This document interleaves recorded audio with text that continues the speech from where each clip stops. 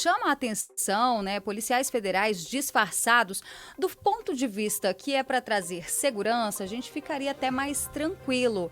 O fato é que a direita já conta que tenham infiltrados. Agora, qual será realmente o objetivo da Polícia Federal nesse evento? Já que em outras situações a própria PF vem sendo descredibilizada. Em fator de ser chamada até de a guarda de Lula, a guarda de Alexandre de Moraes. Berenice, esse ponto que você trouxe, a primeira notícia, ela é uma demonstração inequívoca do momento que a gente vive hoje. Quem confia numa polícia federal que investiga comentaristas, analistas, jornalistas, influenciadores de rede social por darem opinião? Aí fica aquele negócio. Por mais que a pessoa não entenda absolutamente nada de direito, por mais que a pessoa não tenha uma formação jurídica, não saiba nem o que é uma Constituição, o que é a Constituição de 88, que são direitos e garantias fundamentais, o que é contraditório, ampla defesa, devido processo legal, duplo grau de jurisdição. Por mais que a pessoa não entenda o que é Estado de Direito, princípio da legalidade, por mais que a pessoa não saiba nada de teoria geral do Estado, nada de invasão de competência de Supremo nos outros poderes, a pessoa pode não entender nada da história na luta pelas liberdades individuais e pelas garantias que a gente conseguiu conquistar ao longo da história. Mas ela sabe, no âmago dela, que alguma coisa está errada. Como é que uma polícia federal vai monitorar um evento público para qual crime federal? Não tem, né? Abolição violenta do Estado de Direito. Peraí, mas esse crime ele é cometido pelo Supremo Tribunal Federal? Fazendo exatamente isso. Olha que loucura. A abolição violenta do Estado Democrático de Direito acontece com a Polícia Federal monitorando manifestação pública que defende as liberdades individuais. A liberdade de expressão, a livre imprensa, a livre manifestação do pensamento.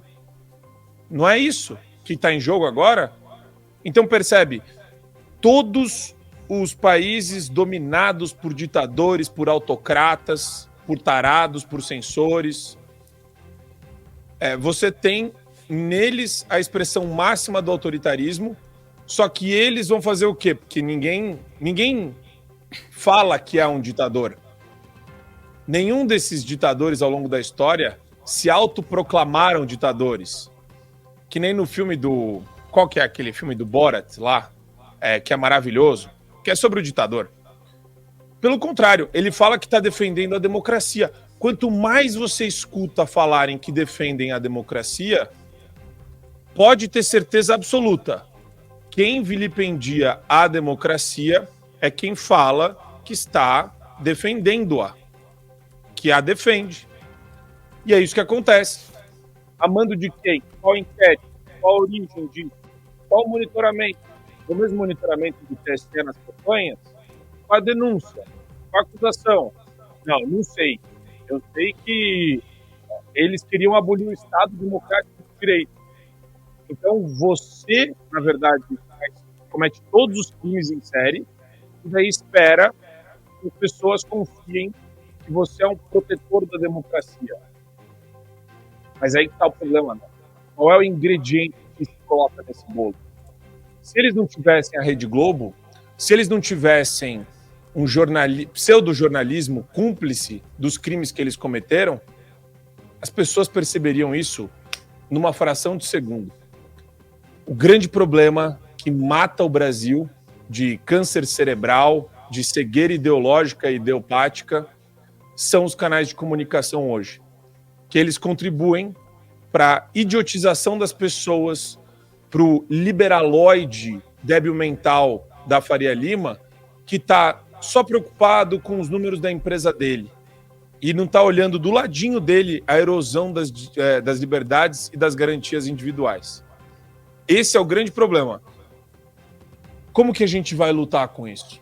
Eu sempre falei e vou continuar repetindo. Só com formação de bloco. Todo mundo falando a mesma língua, falando a mesma letra até o fim.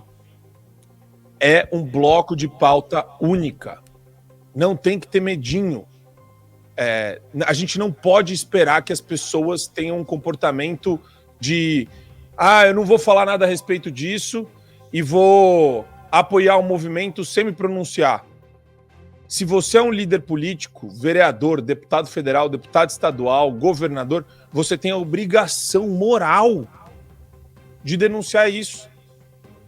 E de deixar muito claro para todo mundo que está assistindo. A postura não pode ser silenciar ou ficar numa espécie de defensiva que nem eu vejo vários comentaristas fazerem.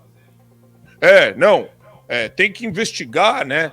Presumindo que a investigação é legal, presumindo que a investigação é constitucional. Então esse tema é muito interessante porque ele bate em vários pontos que a gente tem denunciado há tanto tempo e que acho que está no âmago do povo, né? Quem confia na Polícia Federal do Lula e do Alexandre de Moraes?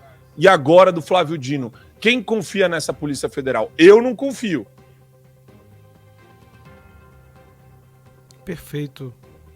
E Marco, a gente ainda viu nessa sexta-feira uma notícia que gente, existe uma coisa que a gente está vendo já há algum tempo, que é um jogo combinado com a mídia.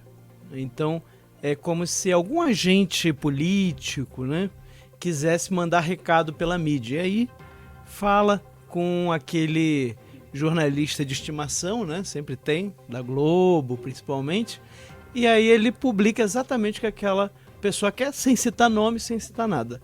O Lauro Jardim, que é um desses jornalistas de estimação, publicou na sexta-feira a seguinte notícia, deixa eu falar aqui para vocês, ler aqui para vocês. STF não vai admitir críticas à corte no ato de Bolsonaro.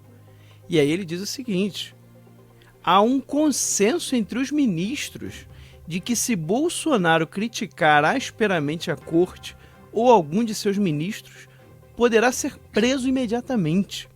Diz um ministro do Supremo com mais rigor ainda. Se ele falar um ai do Supremo, vai preso.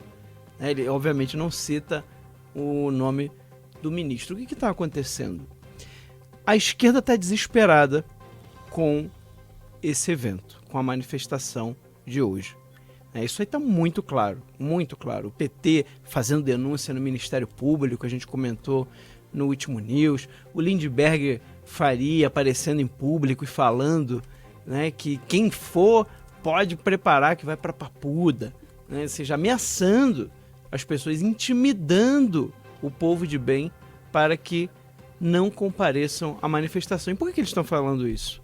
Porque, assim como nós, eles estão vendo a movimentação que está sendo feita. Gente vindo do Brasil inteiro. É muito provável até que a gente possa ter a maior manifestação da história. Tá? Eu não duvido. Não duvido que isso possa acontecer. Tá? E isso preocupa muito a esquerda.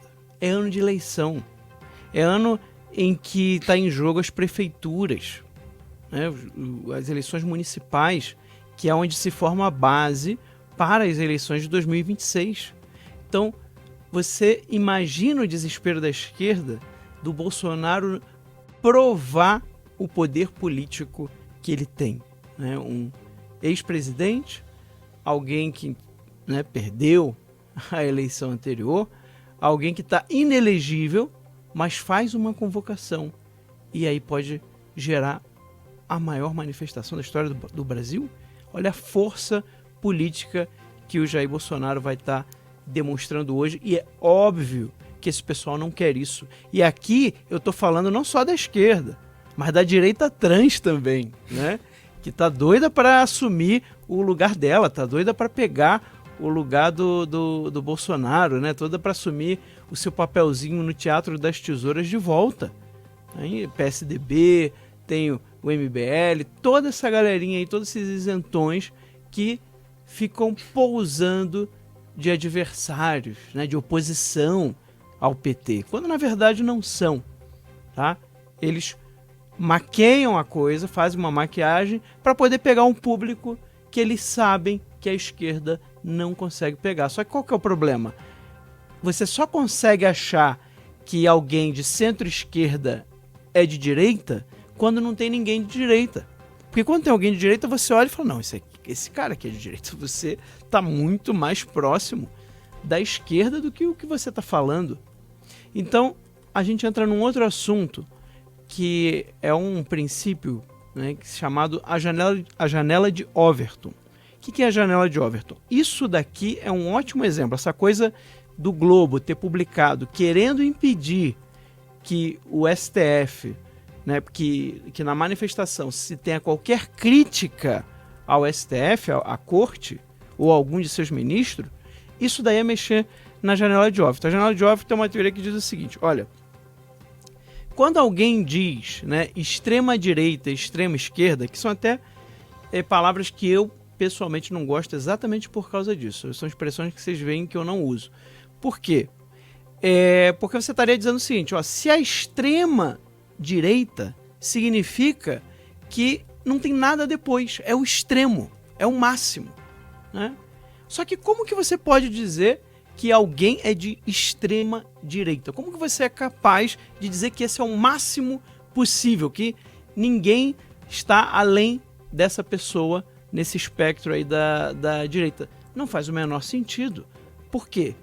Porque, gente, você só pode dizer que algo está extremo se você estiver vendo de fora. Não tem como a gente saber todas as possibilidades de ação humana que existe. Então, isso é uma falácia. Essa coisa de dizer extrema-direita é simplesmente você está querendo dizer o seguinte, olha, você passou da direita permitida.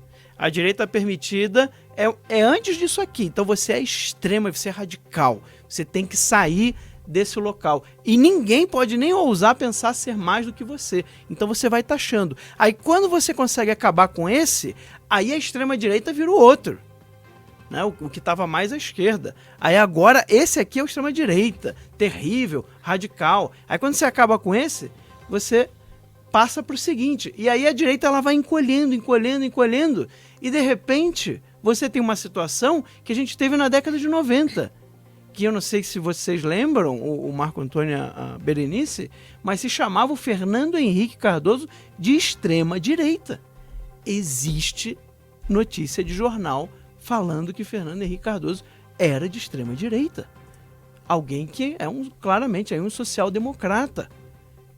Então, assim, cuidado, porque eles estão começando a trazer a janela de Overton de volta para o lado da esquerda.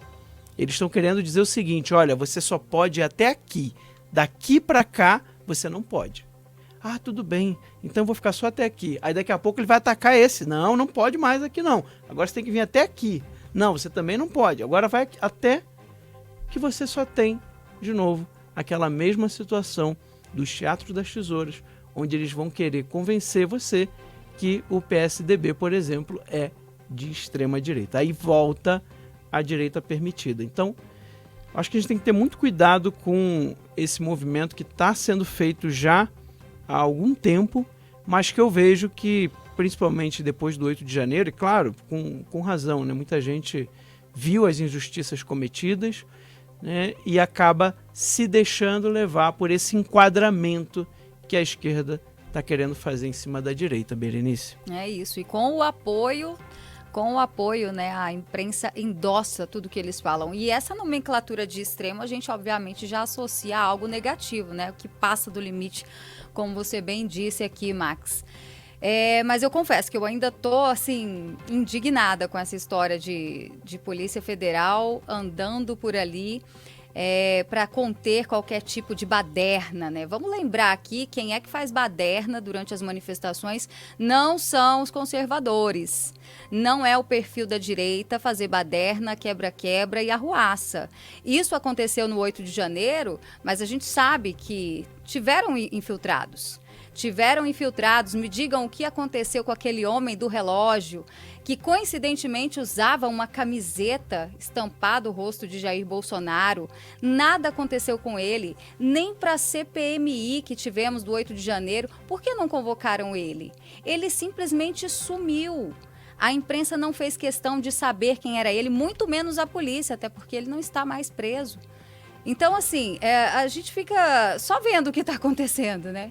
Essa manipulação toda. E o que mais me dói como jornalista é justamente isso, Max. Saber o papel podre que essa imprensa, que se diz profissional, está fazendo, né? Enquanto que nós, como jornalistas, deveríamos ser a voz do povo, né? Defender o bem do nosso país. Mas a gente percebe que existe uma torcida, infelizmente, não é para o bem, é para o mal. Se você gostou desse conteúdo, entra para a família para ter acesso a ele na íntegra no teatualizei.tt.